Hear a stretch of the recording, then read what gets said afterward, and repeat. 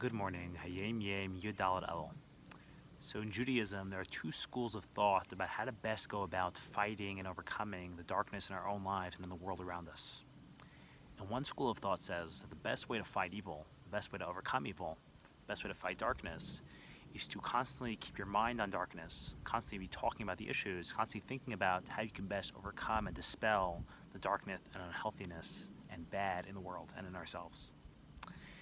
And this approach is known as Melchemes Tnufa, which means to launch an offensive war, which is basically where a person says the best way to stay safe and the best way to keep our land safe is to bring the war to the enemy, to go onto enemy territory, onto enemy turf, and to fight them on their ground. Now, the problem with this is that when you're constantly seeing the enemy and smelling the enemy and engaging the enemy on a day-to-day basis, when you're so preoccupied with evil and darkness and unhealthiness, that itself breeds unhealthiness. It's like people that are depressed and their depression becomes like an obsession, and that's all they think about, and that occupies their time and their thought patterns and their energy. That itself breeds more unhealthiness, and they get so sucked in by the mud. Or it's like different communities think that the way to best combat unhealthy sexuality is to, again, speak about it and think about it and obsess over it and just be preoccupied with it. And the problem with that, again, is that when you're so occupied with it, when you're so preoccupied with it, when it's all that fills your thoughts, that itself, ironically, when you're trying to fight it, but that itself breeds more unhealthiness. And therefore, the Baal Shem Tov, with the Chassidic approach, introduced a whole new approach, a whole new school of thought. And the Baal Shem Tov said something very interesting. He said, the best way to fight darkness is actually not by engaging darkness, by engaging darkness as little as possible, by not giving darkness even a platform to stand on. Because when you barely engage and you don't give it a platform to stand on, instead the best way to fight darkness is to actually introduce a lot of light and to introduce a lot of good and a lot of healthiness, and to create such an environment where darkness can't even thrive, where darkness has no room to breed or to grow. And you introduce so much light that the darkness automatically just withers away. And again, when you introduce so much healthiness, then anything toxic, anything unhealthy can't really exist and will automatically just wither away and go away. And this is the Chassidic approach, this is the Baal Shem Tov's approach to fighting darkness and evil in the world. And it's based on this idea that today's Hayom Yom is taken from, so today's Hayom Yom is taken from a letter of the Friediker Rebbe. And the Friediker Rebbe was writing to Rebbe Hertzog, which was the chief rabbi of Israel between the years 1936 and 1959. And the Friediker wrote to him something very interesting. He said, personally, I am an extreme righty and an extreme conservative when it comes to Jewish values. He says, I believe in upholding all the authentic and traditional Jewish values, and I don't think anything should be changed or made modern in the slightest. All our ideas, all our values, all our beliefs are 1,000% good, 1,000% pure. None of it should be changed or made modern or changed.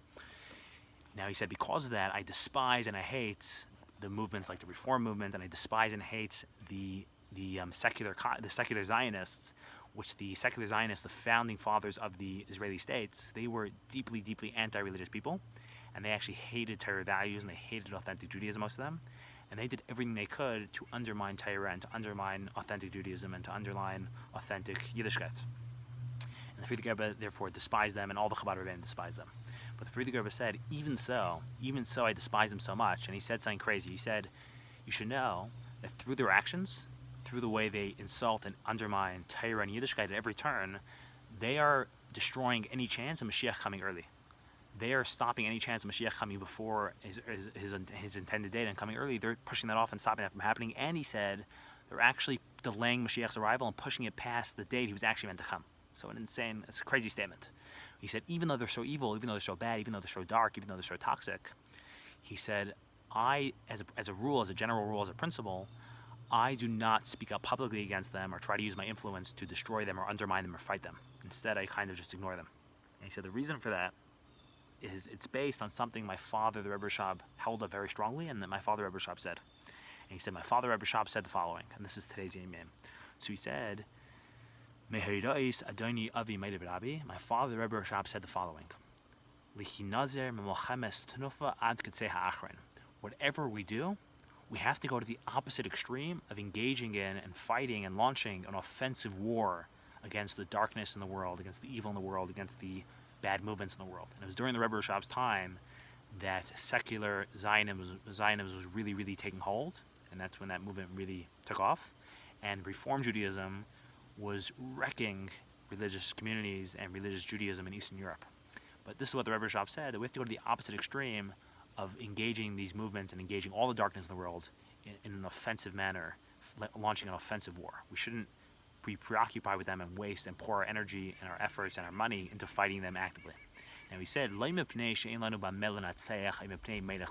think that this is because we're too weak, we're too few people, we don't have enough influence, we don't have enough money to fight them effectively, so therefore we'll get crushed if we come out and fight them in open war, so better let's keep to ourselves. He says, no, we're not too weak.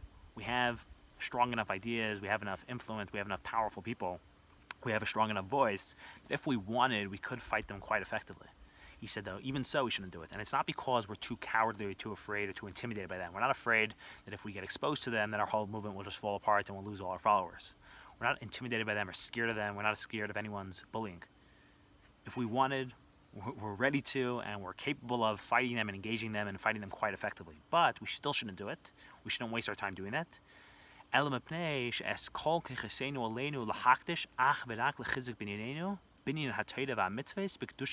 says because we have limited resources. We have limited money, we have limited time in this world, we have limited energy.